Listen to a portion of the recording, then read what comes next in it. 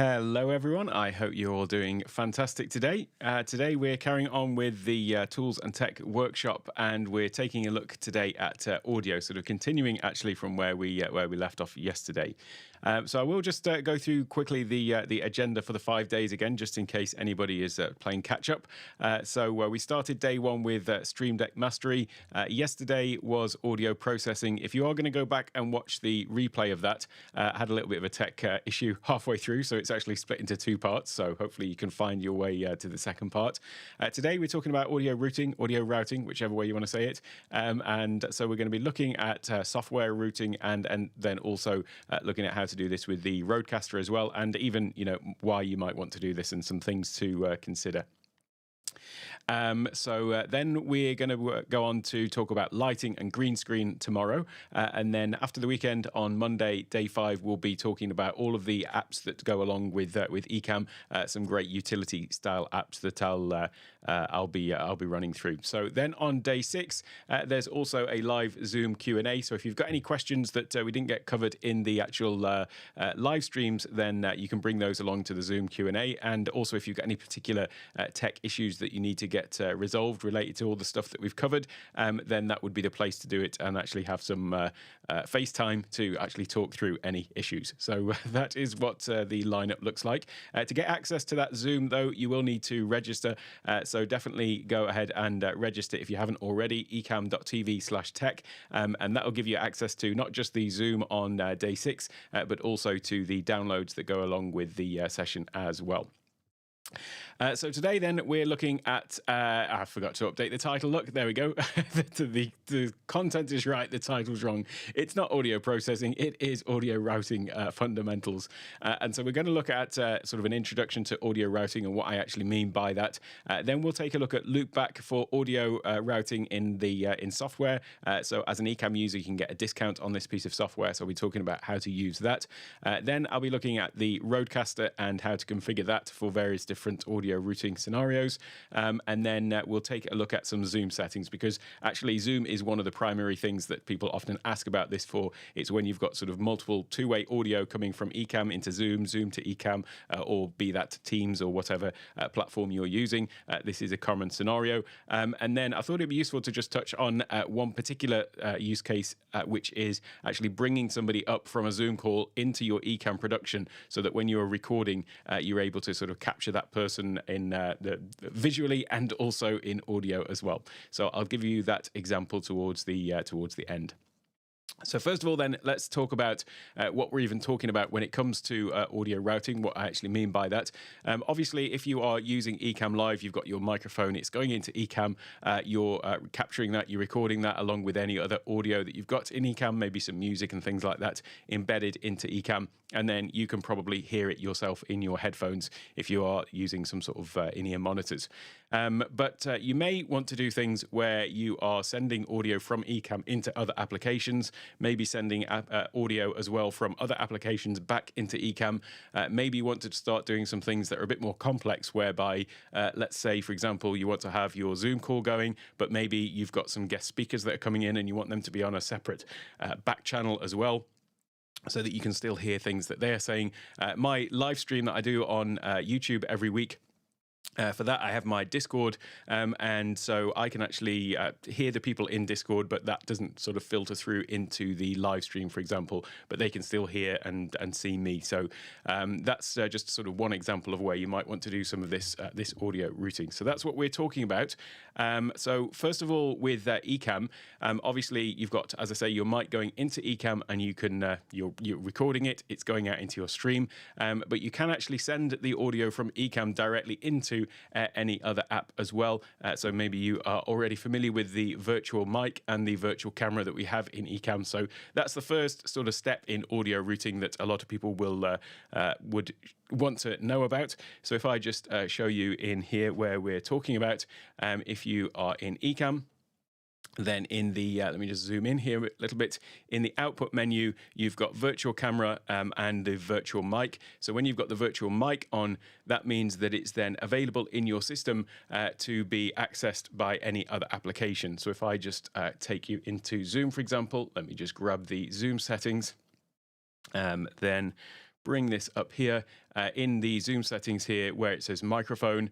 If I was to click in here, you'll see it's probably just disappearing off the bottom of the screen. There we go. It's down here. Ecamm Live virtual mic. So that's how it shows up in your system.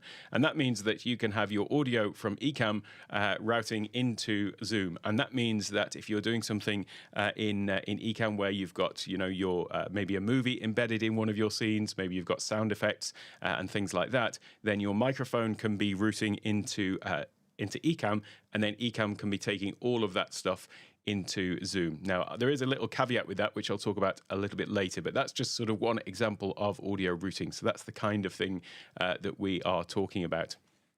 Just going back, though, to the Ecamm settings for a minute, there's one that is worth pointing out because a lot of these things that I'm covering in this week have come about as a result of questions that I get asked when people are booking consultation calls with me. And there's one that sometimes catches people out, and it's come up quite a few times, which is in the output here, you've got the virtual mic and the virtual camera. You've also got these two here, the video monitor and audio monitor.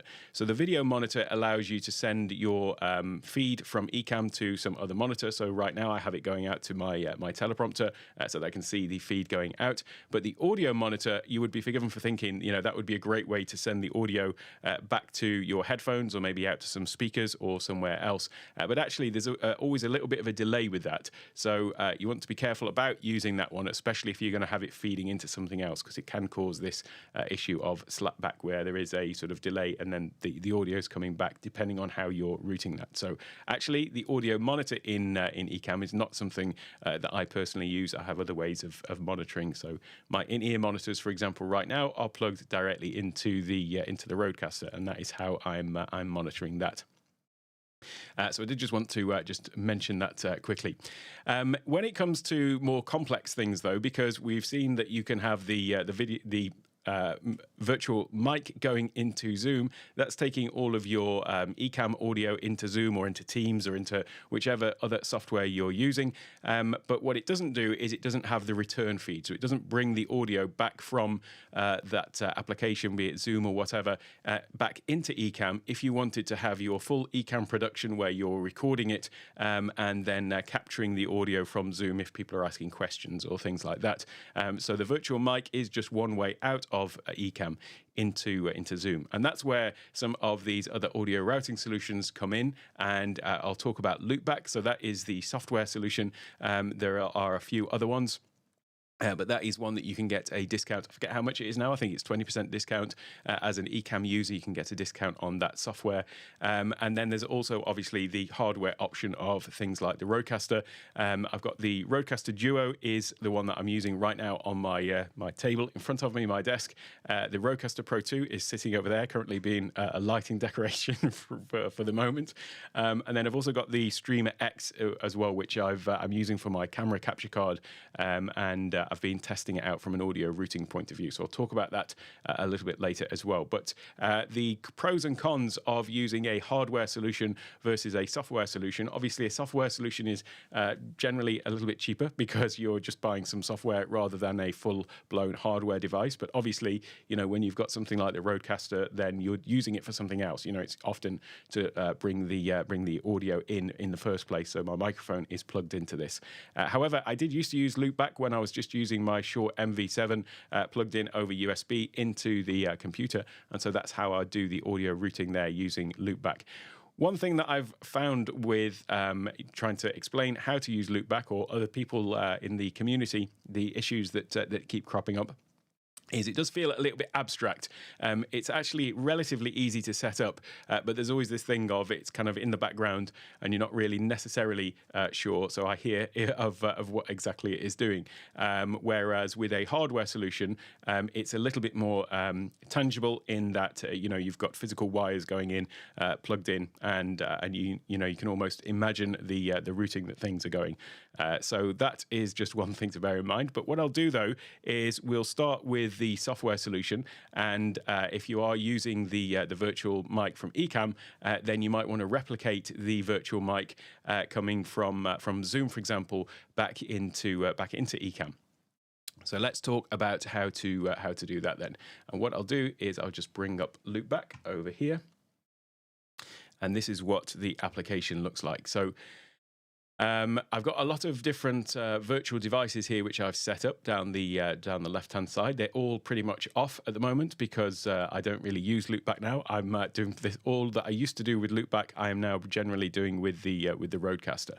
But what you have is you have a series of these different the virtual devices, they're called, and what we're trying to do is we're trying to create a sort of composite of multiple different things. So if you think about what is happening with the Ecamm Live virtual mic going into Zoom, essentially what that is it's a combination of your microphone coming through Ecamm. It's also got your sound effects that are in Ecamm, and that's being added into that mix.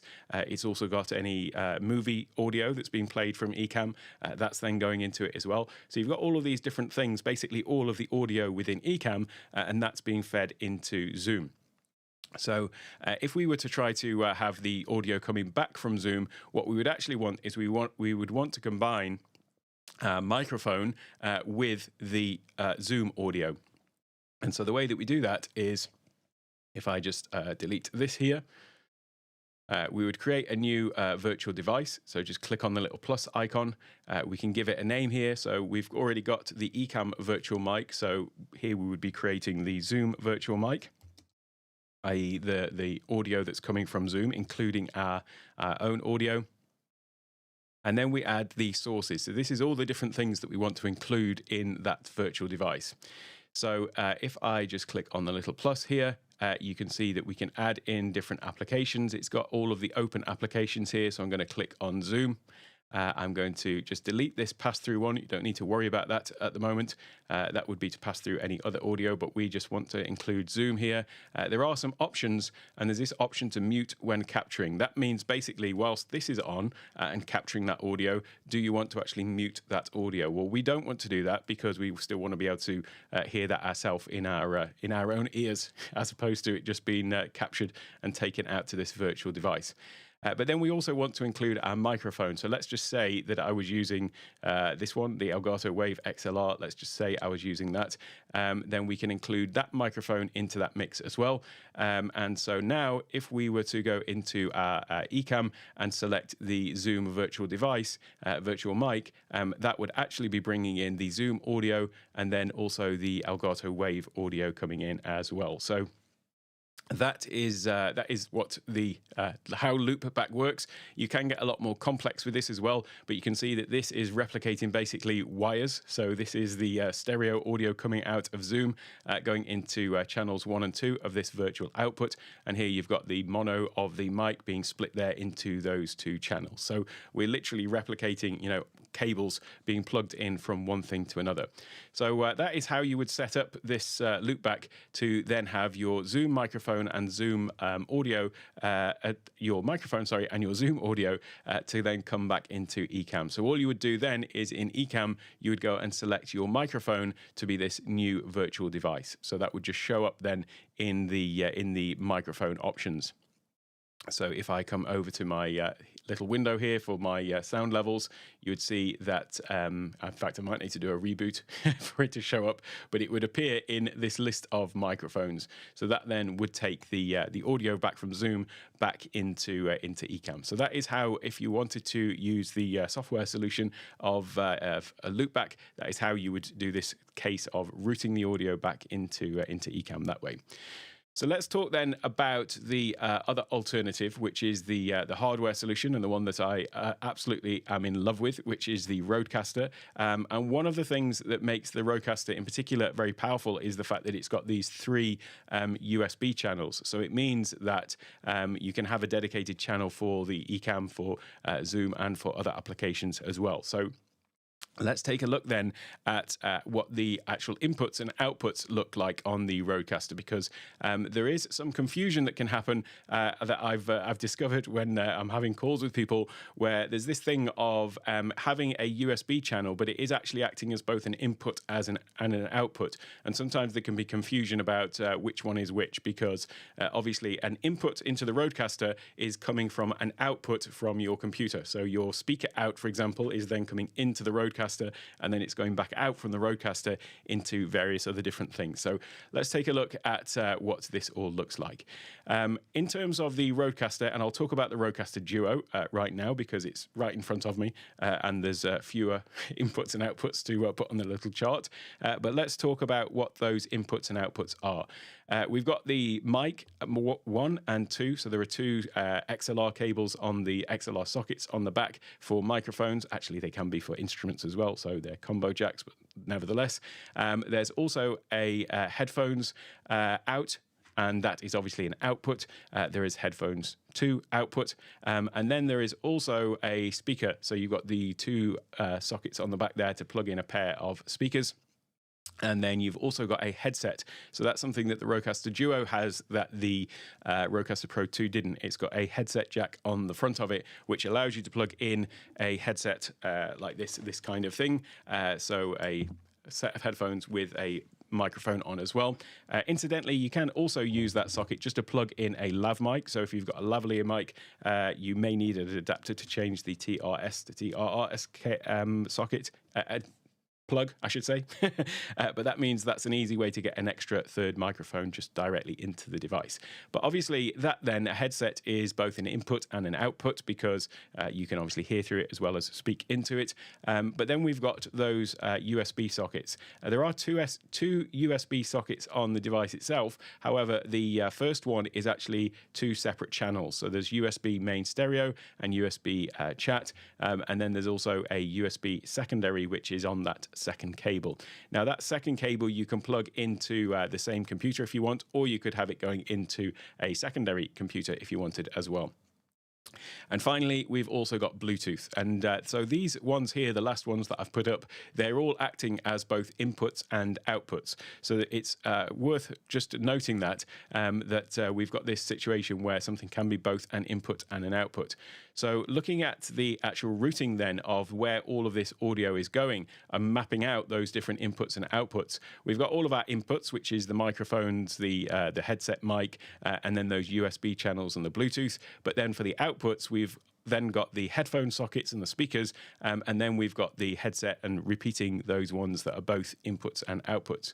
Now, when you first start up the Rodecaster, basically everything's going everywhere. So what that means is all of these inputs are coming into the Rodecaster. Think of it like an audio hub, if you like. All of the audio is coming in, and then it's being fed back out to all of those different outputs. And in the beginning, basically everything, as long as there's audio coming in, everything is going to everywhere. So if we were to plot this out as a matrix, all of the audio coming in from your microphone 1, for example, is then going out to all of those outputs, which means that, taking a line through here, for example, mic 1 can be heard in each of the headphones. It can go out to the speakers. You can hear it in the headset, and you can hear it on any USB channel that you've got connected, and also to anyone on Bluetooth. So everything from everywhere is being heard by everywhere. That's not actually what we want, though, when it comes to audio routing for certainly communication apps like using Ecamm, anything where you've got potentially two-way audio, because what we don't want to have is a situation where you're getting slapback, or more commonly called echo, if incorrectly. I noticed Doc is in the house, so I've got to use my correct terminology there. But everyone will call this echo, where you can hear this repeating back, but technically called slapback. And that is caused because if the audio, let's say you've got Ecamm is on this channel 1. So Ecamm is there as an input. So that's where you would set your speakers in Ecamm to be RodeCaster Pro or RodeCaster Duo main. Then we also need to have the audio coming back in from the Rodecaster as well. And so you would set the corresponding mic on your in Ecamm would be your RodeCaster Duo as well. And so what you've got there is you've got a situation where audio is coming from Ecamm into the Rodecaster, and then it's also then going back into the Ecamm as well. So it's causing this thing where it's coming in and then it's going straight back into the place where it came. And that is what we don't want to happen, because that is what's going to cause this slapback, this repetition of the audio. And so the same would happen with Zoom as well. Let's say you've got Zoom on the chat channel, and then let's say we've got the speaker and mic set to the same channel in Zoom. So that is where what Zoom is hearing. Zoom is hearing everything from all of these different sources, including itself. And then let's just say, for the sake of argument, we've got Discord here on the secondary channel, and then therefore this is everything that it is hearing. Well, what we want to do then is we want to stop these things from being able to, I say they being able to hear themselves, but the participants in these platforms being able to hear themselves back. And so that's where this thing called mix minus comes in. And basically what that does in simple terms is it removes the thing coming in on that channel from the return feed going back down that channel. So if we activate mix minus, and I'll show you how to do that in a moment, what that basically does is it just turns off the feeds going back down the way that they've come. So your Ecamm feed will come in, and everybody or every person on headphones will be able to hear it. It'll go down to the speakers if you've got it set up that way.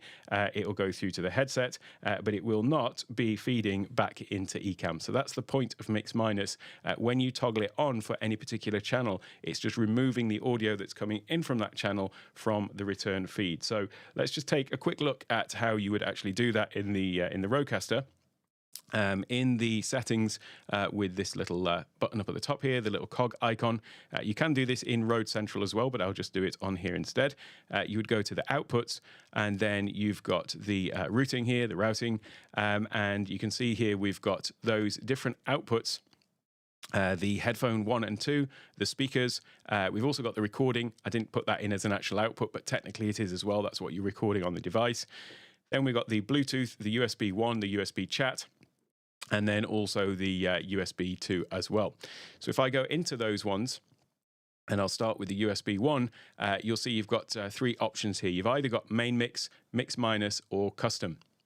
So the default that everything is on when you first start the device up, when you first install it, is the main mix. So that means that it's that situation of everything is going everywhere, basically.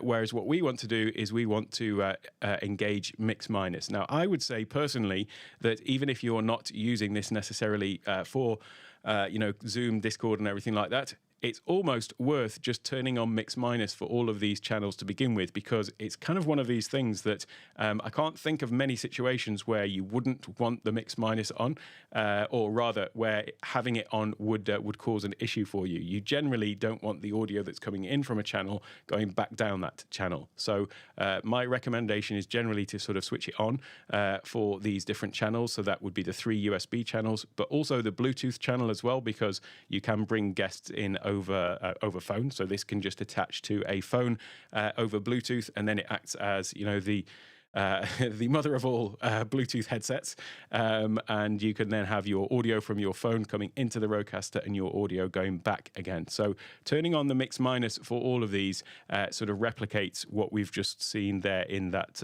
little chart. So that is what we've got there set up. So Ecamm is not hearing itself back, neither is Zoom or Discord, and then neither is that Bluetooth channel as well.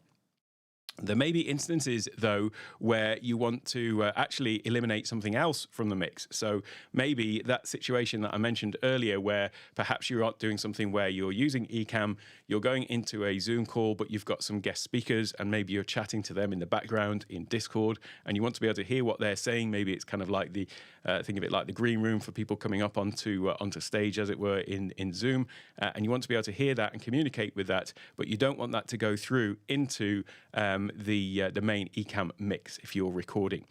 Well, in that case, what you may want to do is have a situation where not only is the mix minus on, but potentially you might want to just sort of eliminate the Discord completely from Ecamm, or maybe it's streaming out into your live stream, and you've got this Discord back channel going, a bit like I have on my weekly live streams. So that is where we come into custom mixes. So let's take a look at how to do that on the Rodecaster as well. And this is this option here for custom. So what you can do there is, if I click on custom, we've actually got a sort of duplicate of all of the different inputs. So what you've got to think is that when you, let me just come out of here for a minute, this routing table here, where it's showing you all of these different things, this relates directly to all of those different outputs that are along the top. So that's relating to these things here.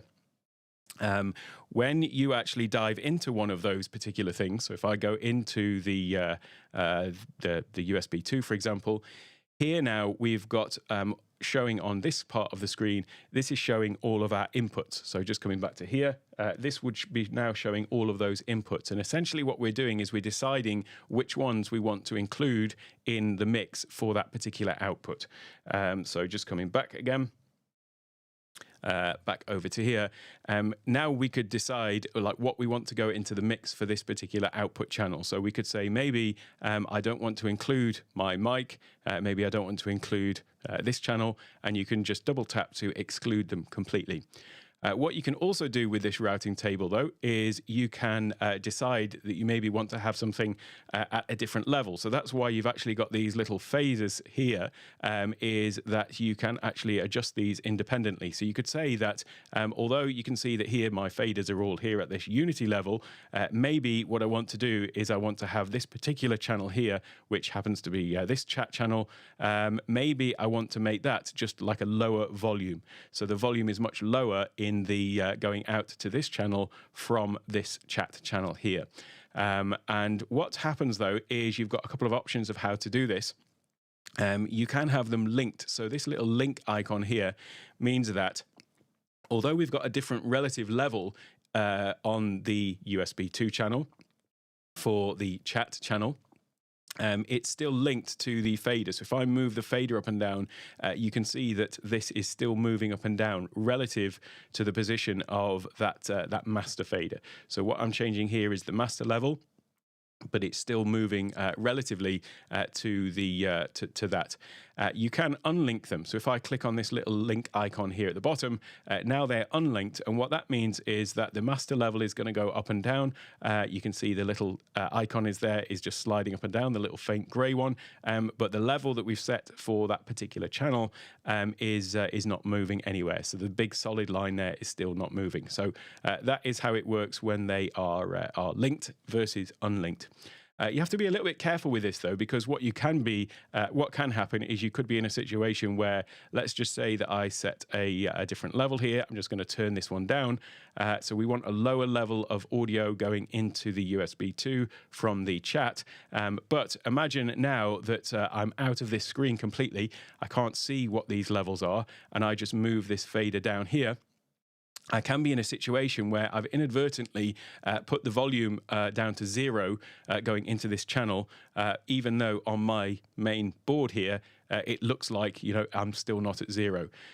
So you can see that that is a potential issue. So for me personally, I don't really tend to use this too much from a point of view of like setting different levels to all of these different things, because I don't want to have to keep a track of what everything is doing. So I tend to just stick with mix minus. However, I do want to be able to do that thing of being able to decide what is being routed where. So if we just come back to this chart again, this situation here where I don't want the Discord, for example, to go out to go into Ecamm, I need to do that every week basically for my live stream, because I always start my live stream going into Discord and have a little chat with everyone there. Then when I hit go live, it's still going into Discord, but it's also going live to YouTube. And then when we finish the live stream, then we have a chat afterwards in Discord. But I don't want the audio from Discord to be able to go through into my live stream. The way that I do that, though, is slightly different to using the master sort of routing table that I've just shown you. And what I use is these keys down at the bottom. If I just get rid of that little annotation there, what I use is these keys down at the bottom. So at the bottom of each fader, you've got 2 keys, and one of them, the green one, is the listen command, and that one is used for you as the host. So when I say the host, I mean the person who's plugged into the headphone 1 socket on the Rodecaster, the person who is in control of it.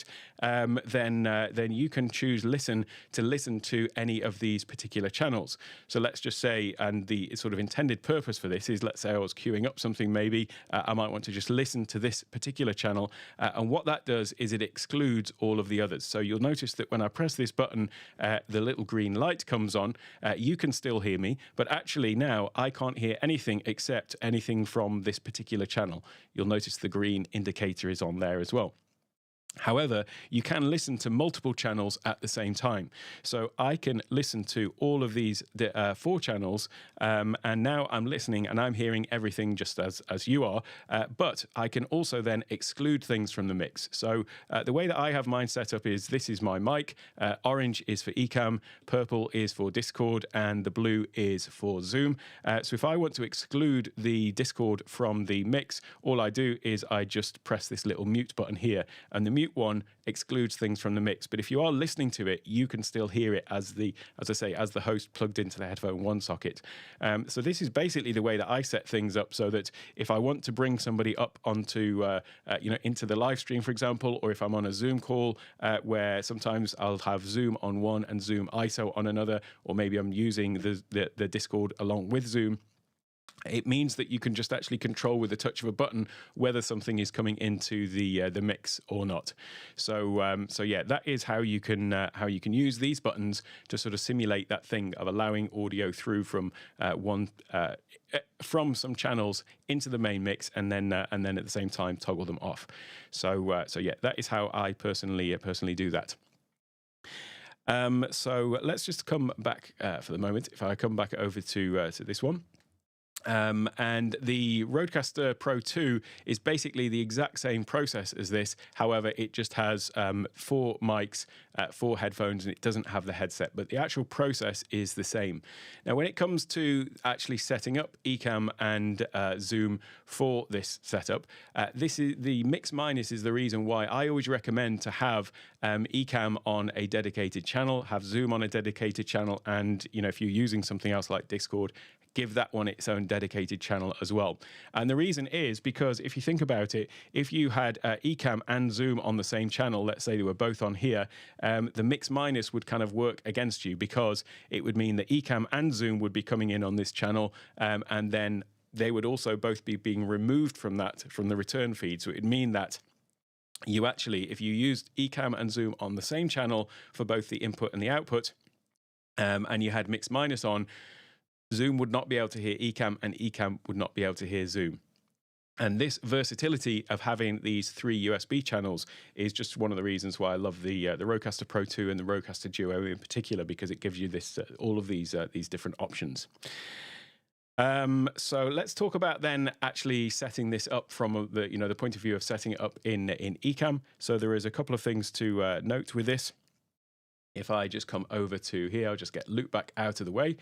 What you would want to do is in your Ecamm settings, the thing to make sure is that you've got the same setting for your speakers as you've got in your microphone. So here we've got the sound levels. Here you can see I've got RodeCaster Duo main stereo selected, and then I've also got the speakers set as RodeCaster Duo main stereo 2. So that means that everything from Ecamm, because I've set that as the speakers, everything from Ecamm is going into the RodeCaster, and then also everything from the RodeCaster is coming back into Ecamm, except that it's not getting itself back, because obviously we've enabled that mix minus.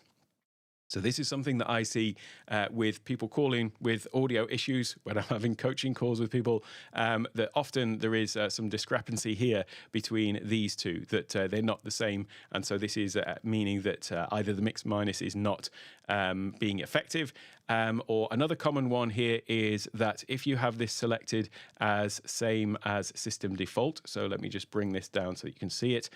This option here, system default, is RodeCaster Duo main stereo. So you'd think, well, let me just select that because that's also going to the RodeCaster. The trouble with that, though, is if you inadvertently or somehow change your system audio, then it means that Ecamm's going to change as well. So personally, I always recommend just actually being very intentional about selecting the exact output you want, rather than having anything that relies on some sort of system default audio, because you could always have changed that somewhere else.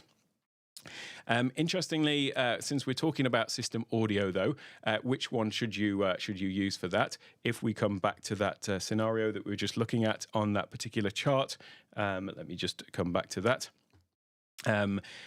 where would system audio fit into this? And when with the RodeCaster Pro 2, I did actually do a little hack of taking a headphone out of my Mac and then taking that in as a stereo pair into the Rodecaster. So in effect, I had an extra channel that was just for system audio. However, with the Duo, I don't do that. I just have the system audio on the same channel as Ecamm. And the reason I use that is because Ecamm itself can handle system audio. So Ecamm can be then, the sort of conduit of that. And if I come back to the preferences here, then I just have broadcast system audio set to when I'm sharing the screen. So if I'm sharing the screen in Ecamm, it's therefore capturing that audio. And if I'm not, then the system audio is just routing through to the Rodecaster in any case. So I'm hearing it that way. So that's how I personally have my system audio set. So that is how I set it up in terms of Ecamm. But let's just take a look at the settings in Zoom then, because we have to do something similar there. So let's take a look into the Zoom audio settings, and I'll just move some of this out of the way. So I put this one up here. So now I've got the Zoom audio settings, and we've talked about the fact that you've got these things on separate channels. So here, all you need to make sure is that both your speaker and your microphone are set to the same thing, but that crucially is different to whichever you have your Ecamm on. So actually, I personally use the Rodecaster Duo secondary, but you could use the chat if you were using the main for the for Ecamm. It doesn't matter which one's which, and don't be put off by the names of these channels. So where they've got the chat, the secondary, and so on, really there's no major difference. There is one slight difference, which is to do with multi-track, but if you don't know what that is, you likely don't need it. So that's for being able to basically send out all of the different individual tracks from the Rodecaster into recording software like Adobe Audition or something like that, so that you can actually feed in each individual track. But generally, apart from that, if you're not using that, then you can use whichever channel for whatever you want. And I think probably they should have just named them USB 1, 2, and 3 rather than calling one chat, because it's not necessarily used for chat. So anyway, don't be confused by that. So as I say, yeah, you just need to make sure that you've got the Rodecaster set for both the speakers and the microphone. There is one issue that you may encounter if you are using this audio routing for Zoom, and this actually applies whether or not you're using the Ecamm virtual mic, just going straight into Zoom, or whether you're using Loopback, or if you're using a Rodecaster, where basically you're pumping something else into Zoom apart from just your voice. So let's say you're using the Ecamm virtual mic, and you've got some audio that's playing through Ecamm, or maybe you're playing a movie sound. Like you've got a scene set up with a little movie, and you're trying to play that into Zoom. What sometimes happens is you might get the feedback from the people in the room, or participants in the meeting, I should say, that they can't hear your audio. All they can hear is your voice. They can't hear the music. They can't hear sound effects. And that's because there is this thing in Zoom, background noise removal. So it's going to automatically try to remove the background noise, so background noise suppression. And the default is going to be auto. But what that means is it's going to actually just assume that any music and things like that you're playing is background noise, and it's going to remove that. So the default Zoom settings are going to prevent that sound from coming through. There's a couple of options here. First of all would just be to select low, to have a sort of low background noise suppression. That will generally let things like if you've got sound effects and things like that playing, then those will generally come through, but it will just block out the faint background noise. The other option though is if you've got something like a Rodecaster, is to consider using this original sound for musicians. And even if you're not a musician, what this does is this basically doesn't apply any filtering to that audio. So you're getting basically the raw audio coming through. You've got some options with this as well. So you've got high fidelity music mode. Again, that is just like unfiltered, no background noise suppression, no audio enhancement going on there as well. And then you've also got the option for stereo audio. So if you're playing stereo, then it will play that through to your participants.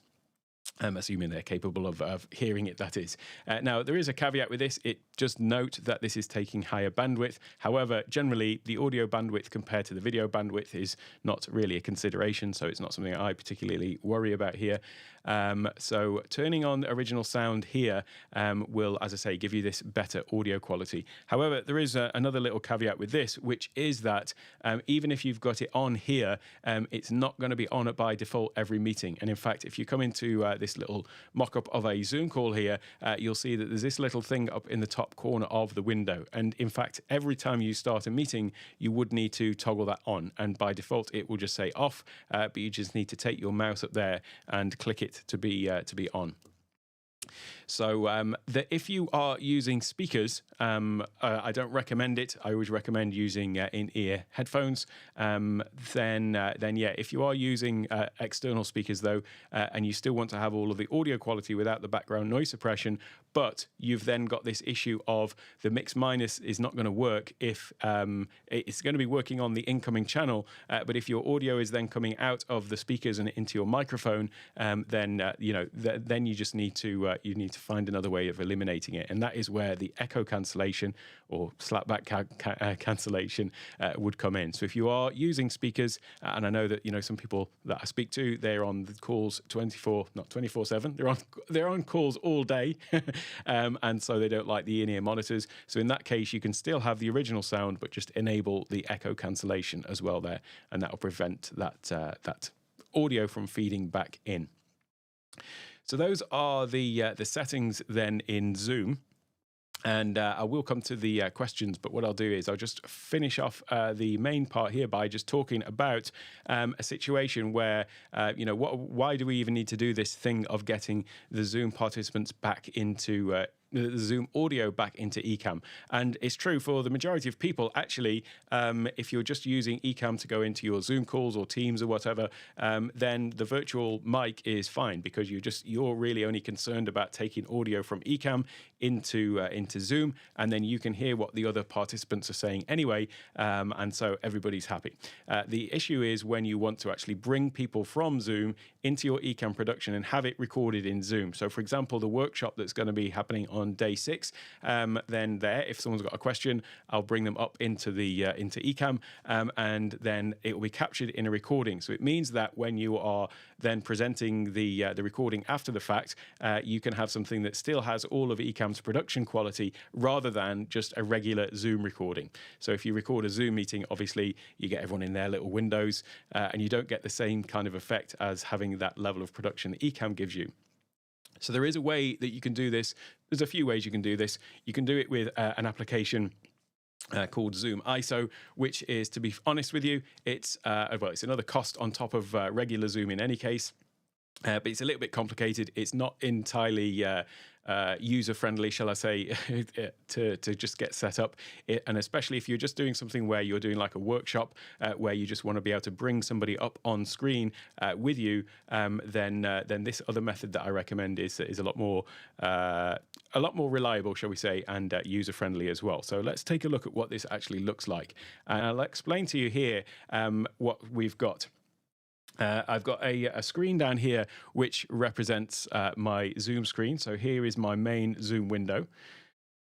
Then I've got a second Zoom window. So in Zoom, you can have two Zoom windows open at the same time. So this is my second Zoom window, and that you just enable from the settings. Now here is where you're looking at. This would be my Ecamm window up here. Obviously it looks familiar with all of the different Ecamm controls on it. And then over this side, I've got a couple of different pop-outs. So first of all, I've got my participant list over here. And then in this scene here, I've got my overlays. So let me just explain what's going on in this particular scene then. So what we've got here is this is a camera overlay, obviously of my camera. This one here is actually a screen share, and it's screen sharing, obviously, as you can see, this portion of this screen. So this is just basically capturing that into Ecamm. Now, what I do is when I'm on the Zoom call, when I'm presenting in a Zoom call, I will use the spotlight feature that puts my camera, my Ecamm Live virtual camera, full screen for everybody. So that would be done by tapping on my name over here and then right click, and you can select spotlight for everyone. So what that means is, that over here, I am on spotlight for everyone, which means my Ecamm view is on spotlight for everyone. Which means that for the people that are watching, they're all seeing me sort of full screen. But when I want to bring somebody up onto the virtual stage, as it were, then I switch to this scene here. But there's an option also then to pin somebody into your second window. So from the participant list, I would select the person that I want to pin. I would pin them to this particular screen down here, and then that is obviously then being captured. So we're kind of basically taking the person out from Zoom into my pin. They're then going up into my Ecamm, and then from that, this whole production here is being fed back into Zoom again. So apologies for the scroll there, but I hope that makes sense. And what that means is then that, you know, if somebody else puts their hand up and has a question in Zoom, all I need to do is just select their name over here, and then I would just say replace pin. So there is an option, replace pin on second screen. So this option there. So I would just select the next person up in you know, that's got a question to ask, use that select replace pin on second screen. That would put the new person in here, and therefore, because I'm sharing this screen, that person would then appear in here, and they would then appear on the stage, as it were, in Zoom. But what this means, though, is that we are then capturing this in Ecamm. So the recording after the fact, rather than a Zoom recording, I can obviously be recording here with my with Ecamm as well. So I can then have that, you know, as a sort of full production. So this is how the video component is working in this sort of setup. But then obviously the audio is then being handled by the Rodecaster, and that is where this thing of being able to bring the audio not just into Zoom from Ecamm, but also bring the audio back from Zoom back into Ecamm, so that it's included in that recording, and that's why that is important. So with that said, let me just go through and check up on any questions, because I realise I have been going pretty much non-stop and not stopping for any. So let me just come down here and see where we're up to. Hello, Rich. If you aren't using a Rodecaster, are Loopback and audio hijack still relevant? Yeah, so Loopback is the thing for the audio routing. So that's the thing that I've been talking about here. Audio hijack is slightly different in that that is used more for audio processing. So before I was using the Rodecaster, I would use Loopback for this thing of creating the virtual mics, and then I would use audio hijack for things like the noise cancellation features and so on. So yeah, they have been kind of replaced by the Rodecaster since I've had that. However, they're still great apps, and if I wasn't using the Rodecaster, then I would certainly still be using those day to day, because they're great tools for the job. So definitely relevant if you're not using a Rodecaster.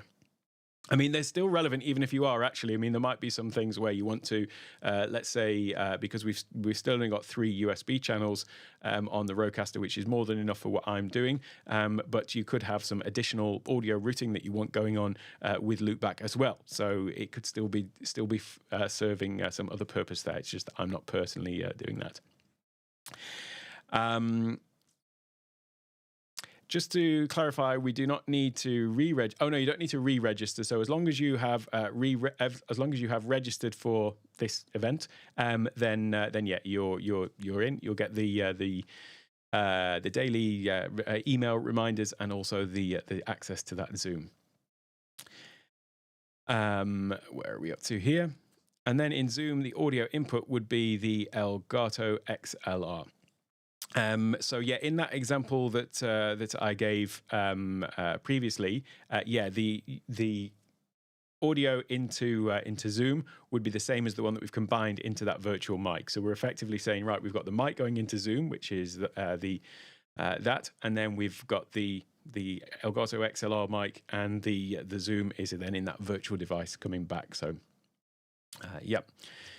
Does Ecamm do this virtual mic in place of Loopback nowadays? So yeah, basically that's exactly right. So it used to be that there was a virtual camera in Ecamm, but there wasn't a virtual mic. And so then we would need to use Loopback to actually do two things. We'd have it using the audio coming from Zoom into Ecamm, but Loopback was also used to take the audio from Ecamm into Zoom as well. So you're correct there that the virtual mic sort of replaces that audio, that necessity for Loopback to take audio out of Ecamm into other applications. It's just the return feed that we now need it for. But as I say, that's a bit of a niche edge case, really. The majority of people, all they're really wanting to do is take their audio from Ecamm into those applications. And so, yeah, totally, the virtual mic is handling all of that now. Why isn't Mix Minus the default for devices that have both I/O? When would you not want it on? This is exactly my point, to be honest. I don't know why it isn't default, because I can't think of any instance where it would be a bad thing for it to be switched on.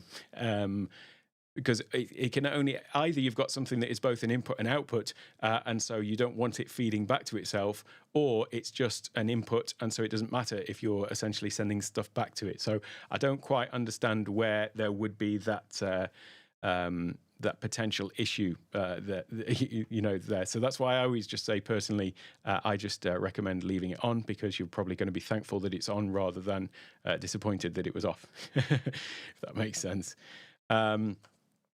If I am just starting out with a Rodecaster, would one or two be better?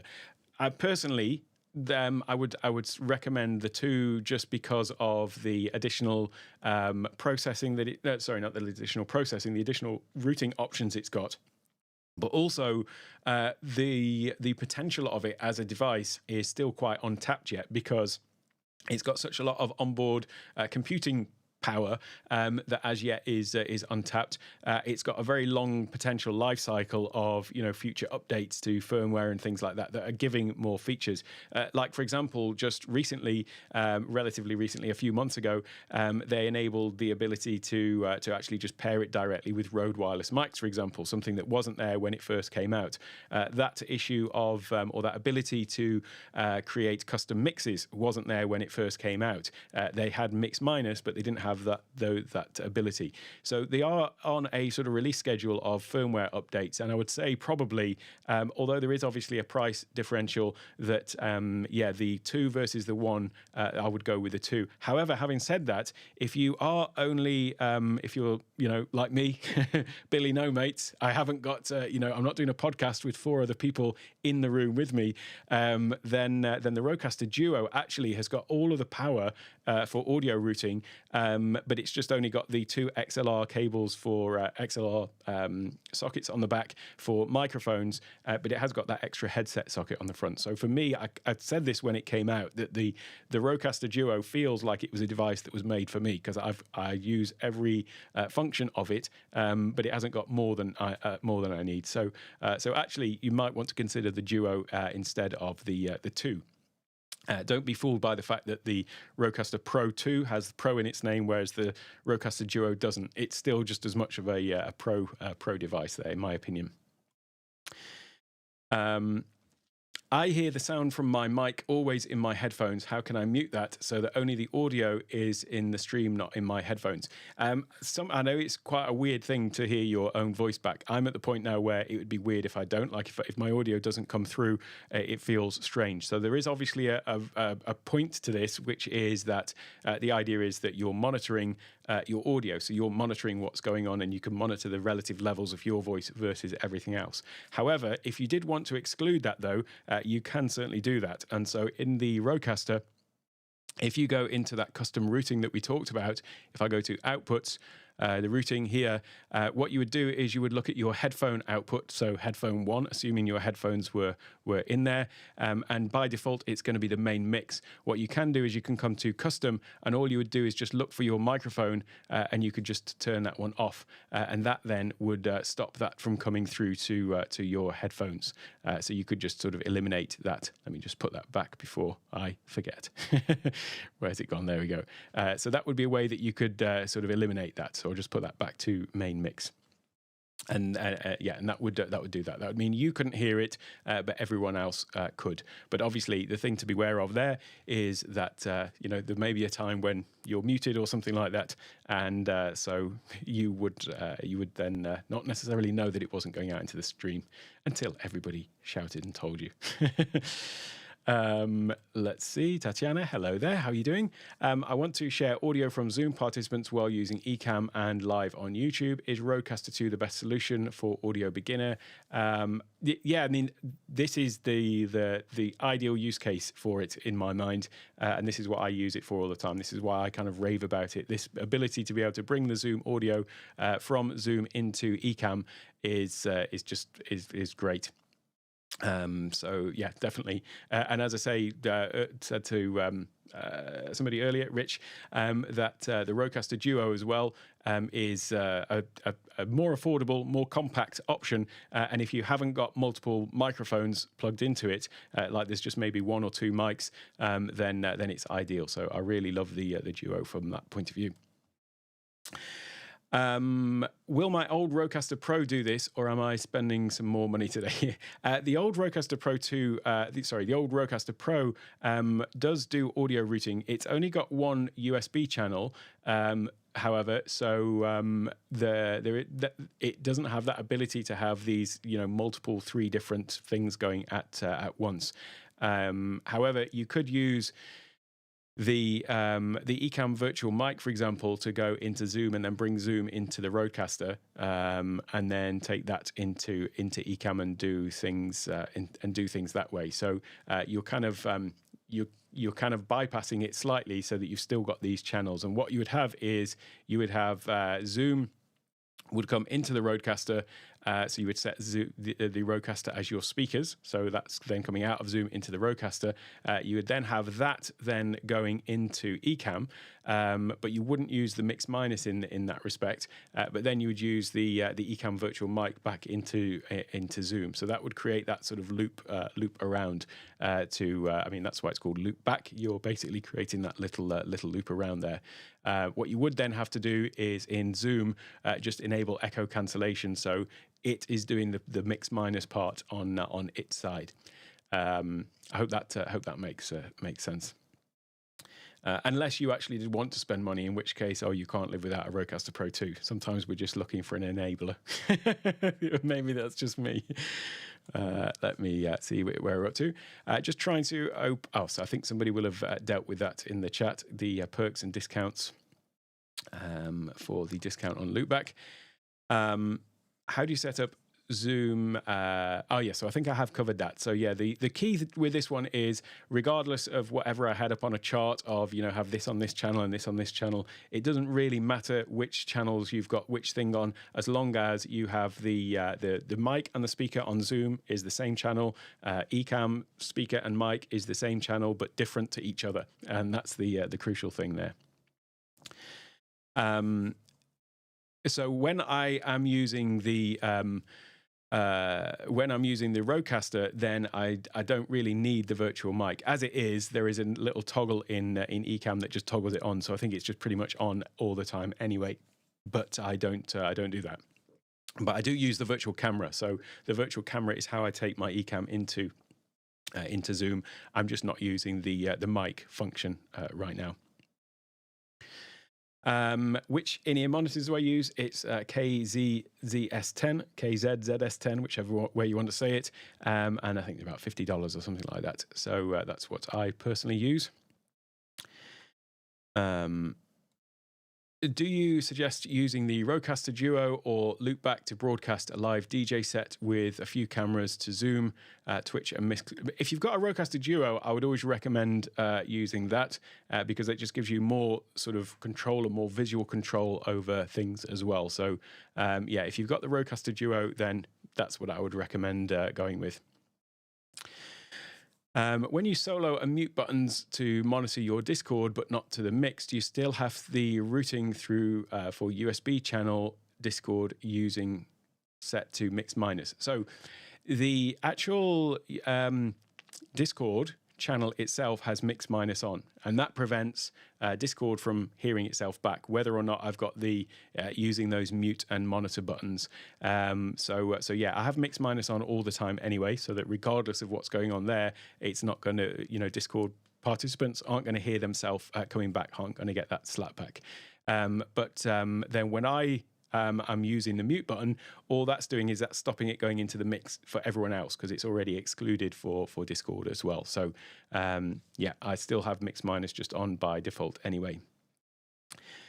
How should the sound settings in-out be on the Mac system settings? I think I mentioned that maybe after the question came in. But yeah, with the particular setup I've got at the moment, with the Duo, with those 3 USB channels, I just have my system setting set to the same as Ecamm, because that then means that in the recordings, Ecamm is handling the system audio itself, because it does a great job of doing that.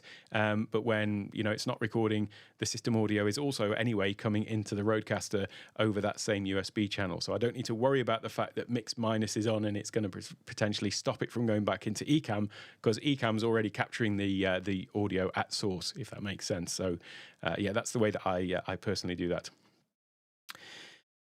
There we go. That's just Paul reminding everyone about the Q colon. If we need to get the Zoom audio into a speaker, what do I conclude about that on the Rodecaster Pro 2? So with that one, what you would do is you would have the speaker output on the Rodecaster. So there is speakers out on the back of the Rodecaster there. There's one thing you just need to be aware of, though, which is that the default behavior of the speakers is that when you have got an open mic, you're live, then it's going to basically mute the speakers, and the option to disable that would be here in the outputs where it says monitor. And it's this one here. It's going to be on by default, auto mute monitor output. So that means that when you're speaking, the speakers are going to be muted, and the obviously reason for that is they don't want it feeding back into the microphone. So that's just something to be aware of. But that means that you've got to then be aware of that. If you are broadcasting stuff out into a live situation, then you would uncheck that one so that it's not going to get stopped by your mic being open if you're speaking. But just note that you would have to then be cautious about that you weren't getting sort of feedback in terms of position of the speakers and so on. But that is how you would do that one. Have you stopped to feed the Mac system output into the Rodecaster Duo, or do you have another way? So I think I mentioned that as well. Yeah, I used to with the Rodecaster Pro 2 just because I had the spare space, and I took the stereo pair. I took the audio out of my Mac and took it into 2 of the sockets on the back, because you can actually set up those. An XLR cable for a microphone is just mono, but you can actually sort of link 2 of them together so that gives you a stereo pair. So that's what I was doing on the Rodecaster Pro 2, but there just isn't the space on it for me to do that. But I just figured, actually, because Ecamm handles the system audio anyway, I don't need to worry about it. So yeah, I'm not doing that as I was doing previously. Sorry, I've just seen this comment. That one, I'm still working on that, Doc. I'm not quite sure how to eliminate that noise. Let me have a look, Paul. Set up SM7B channel 1, Rodecaster Pro 2, Ecamm channel 2. I'm always having to increase the volume for my SM7B because it's not loud enough relative to Ecamm's volume. So if you mean it like in anything coming through from Ecamm into the mix, then if you're finding that your main mic is just generally too low, even when everything is set to sort of unity on here. So if you've got all of these set to this level, and you're saying that what's happening is, audio coming from other sources, be it Ecamm or somewhere else, is too loud relatively, then either it's the then it will likely be the gain on your mic. So just come into your mic settings and just check the gain and just sort of boost that one up so that it's around within that sort of green line there somewhere. And that is then you want them to be more or less level, assuming that you want them all at the same level. You can obviously also then adjust things in Ecamm. So if you've got audio that's coming in from Ecamm that's not quite it is too loud or something, you could just sort of reduce that individual level from within Ecamm. So yeah, I don't know if that answers it, but yeah, let me know if not. That is KZZS10 again. I think I've mentioned that one earlier after the question, or before the question came in. I mean, after. When you have so many video routings, Zoom second, how do you handle audio latency for each of the participants you bring up, or does Rodecaster take care of that? So with the Zoom, there isn't really a huge sort of latency issue there. There is going to always be a slight issue, I guess, but more of the issue is going to be from the from camera. So my camera, for example, coming in, and then that one I'd use the feature in Ecamm to add the audio delay there. But in terms of that thing where I'm capturing Zoom and bringing it into Ecamm, there will always be some delay introduced by going through any sort of system, but it's not sort of noticeable. I say not noticeable. I mean, I'm sure somebody would notice it, but generally it works fine. Using Loopback today, I can easily add Spotify to a virtual mic. How would I set up Spotify as an input on the Rodecaster Duo? So that would just be a case of, in Spotify, all the music apps, they've got a way for you to select, what is your output, where you want the speaker to go to. So all you would do there is you would just select one of those Rodecaster channels. So although I'm using, I've got Zoom, Discord and Ecamm, you could potentially have instead of the Discord, you might have Spotify coming in on a dedicated channel itself. So that would be a way to do that. It's just a case of selecting a specific channel there. Just to confirm, I can feed stereo audio via XLR cables to the Rodecaster Duo. So only by 2 cables though. So an XLR cable is mono, but what you can do in the Rodecaster, and by the way, the Rodecaster Duo only has 2 XLR cables, 2 inputs, but on the Rodecaster Pro 2, it's got 4. So this is where before I was mentioning that I use a stereo pair. Let me just show you what it looks like though on here. If I go to the faders here, this is showing you what is on each of those particular faders. If I was to tap on one of these, let me just come into here, you can see that you've got this option here. It says stereo. So if I was to have 2 XLR cables, so it would come out of the headphone socket on the back of a computer, and then you would have a splitter to go into like the pair of cables, and either 2 XLR cables or 2 1/4-inch jacks. Then if I was to just tap this stereo here, it would actually link those 2 things together to be a stereo pair. So you can feed stereo audio in via 2 XLR cables, but obviously then the caveat with that, with the Duo in particular, is you're then using both of your XLR sockets on the back.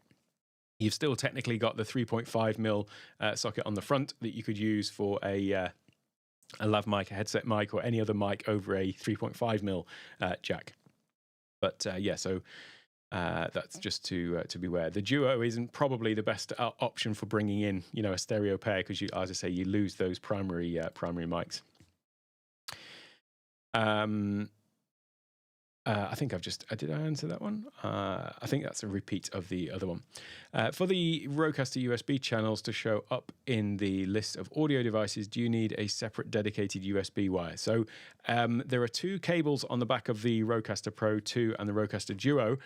The first one is the USB main channel and the chat channel, and then the second cable is the secondary channel. So you can just plug in one USB cable and you've got those 2 channels, but then you can plug the secondary one into the same computer to get the extra channel, or you could have it plugged into a secondary computer, and then you can route things between the 2 of them. So it works that way too.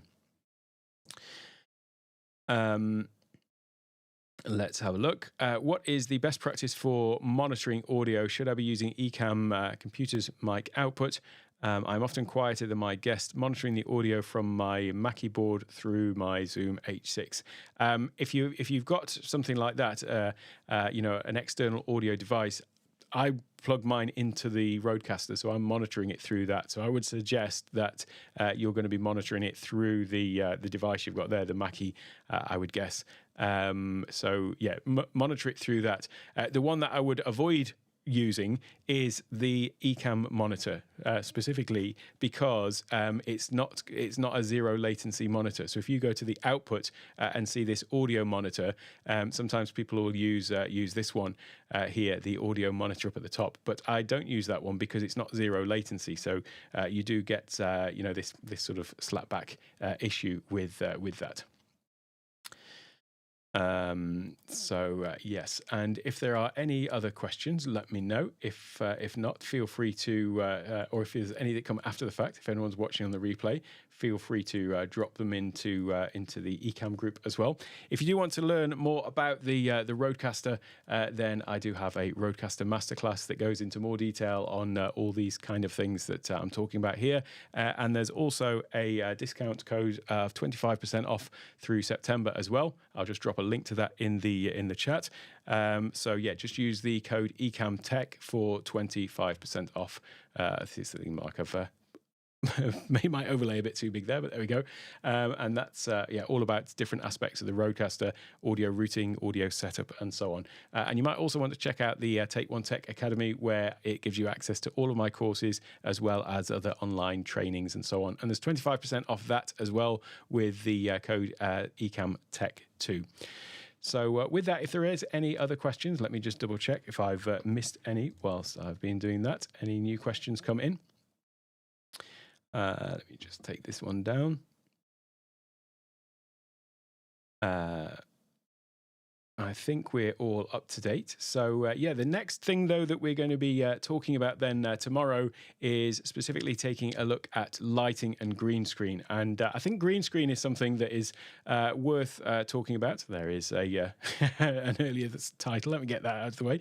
I think green screen is something that gets a little bit of a bad name, really, because so many people do it so badly. But actually, there is a real use case for using green screen for not just changing up a background in a YouTube video, but in a corporate setting as well. There's lots of places where I think that it has a place, and I'll be drilling into exactly what those are as well, and talking about how you can get some really great results. Because if you are somebody who is using virtual backgrounds in your Zoom calls, then you'll probably be familiar, if you've been in Zoom calls, with the sort of bad effect that you get in Zoom with their built-in virtual backgrounds and green screen, because they never really do a great job of keying people out, which is the removal of the background, and so you get these weird anomalies where you'll be on a call with somebody and then there'll just be some apparition appears behind them as somebody walks past, or it maybe cuts off part of their body and so on, and that's just because of the bad functions that there are in Zoom. But one of the great things that I've always loved about Ecamm is the fact that it's got such a great green screen capability that it can key out that thing. So let me just see. I've just noticed a question from Tommy, which I did indeed miss. So that's what we'll be talking about tomorrow, though. We'll be talking about green screen and just lighting in general, in fact. Let me just come back to this comment. Sorry if I missed a comment there, Tommy. Can you address using RCP2 sound pads versus Stream Deck sound library, the pros and cons of each, and how they would be routed through Ecamm? So there's a couple of things here, actually. The sound pads that you've got on the Rodecaster, you can upload audio to them. You do then require to go in through Rode Central to upload the audio file to the sound pad. And you've obviously got to find the audio, and you need to make sure that you've got the rights to use it. So let's just assume that is all done as well. Whether that's through somewhere like Epidemic Sound or something like that, where you've downloaded the sound effects But there is that sort of friction for me. There is that friction of then getting it into the Rodecaster and having to, upload it to the sound pad. So I don't tend to use the sound pads that much, actually. I would usually tend to do it by just loading it directly into the sound library in Ecamm. So we've got the sound effects window that you can just drag and drop files into there. And I prefer that one even to the Stream Deck library. So there is a Stream Deck audio library that you have access to as a Stream Deck user, and you can go and basically just download some of their tracks. They've got various different, I forget how big their library is, but they've got audio tracks and then also sound effects as well. And you can go into the store and you can download them from there. The thing about that is those are kind of a proprietary file. So even if you can find them on your computer, which it's not too difficult to figure out where they are, you are limited then to just actually playing them through the Stream Deck. There is another issue with that though, which is that if I just come into the Stream Deck for a second, and I'll show you what I'm talking about. If you go into the Stream Deck store up here, and then you go to this music library here, then you've got various different sound effects and music. So these are obviously the last two that I demoed. I've showed people how to do it. But basically, once you've downloaded that, then if you come into your Stream Deck and you just click in here to add in a sound effect in Stream Deck, where would it be? It will be in audio, multimedia, somewhere down here. Where has it gone? Somewhere. Soundboard. There we go. Play audio. So if I drag that in and then click on choose, it's going to take me to the location of that file, and then I can just pick up that file from there. So you can see that the audio files are in there. The thing about that though is when you press play on that, if you're not in an Ecamm scene that's sharing the screen, then the audio will not be passed through. So what you would need to make sure is if you ever find yourself in a situation where you've downloaded something on Stream Deck, you're playing the audio from Stream Deck itself, and yet it doesn't seem to be making it into your recordings, what you would need to make sure is that in your Ecamm settings, where are they now? These ones over here, this option, where's it gone? It's just disappeared. Here we go. Let me bring it back. This option here, broadcast system audio when sharing the screen, in order to make sure that those sound effects from Stream Deck were being played, you would actually need to select all the time, and then it would be capturing your system audio all the time, including every time you press the Stream Deck button to play one of the built-in Stream Deck sounds. So that's why, for me, it's a much better option to actually use Ecamm's own built-in sound effects, because here, instead of using this one for Stream Deck, the Stream Deck's own plugin, if I delete that and I just go back up to Ecamm, as always, Ecamm plugin has the answer. You've got this option here to play sound. And the thing about that is you can either play a sound effect that's on the device. So here is a load of the built-in ones in Ecamm. So these are in just the Ecamm sound effects. But actually, you've got this option here, choose file. So you can just play any file from your computer, but it's still going to be sure that it's being played through Ecamm, and Ecamm is capturing the audio. So yeah, that's just something to note. Obviously, the example I gave there with playing the audio from Stream Deck itself, their audio, if that was being routed through the Rodecaster and going back into Ecamm, then Ecamm would still capture it as well. But I'm just noting that earlier I was a proponent of keeping the system audio on the same channel as Ecamm because I'm using the others for something else. So that would get eliminated with the mix minus, if that makes sense. So I hope that answers the question, Tommy. If there are no other questions, then we'll leave it there today. But yeah, tomorrow we will be back talking about lighting and green screen. If anyone's got any questions or any other particular audio routing related stuff that you need answered, then by all means just tag me into it in the Ecamm community, and I'll be happy to answer any questions that you've got.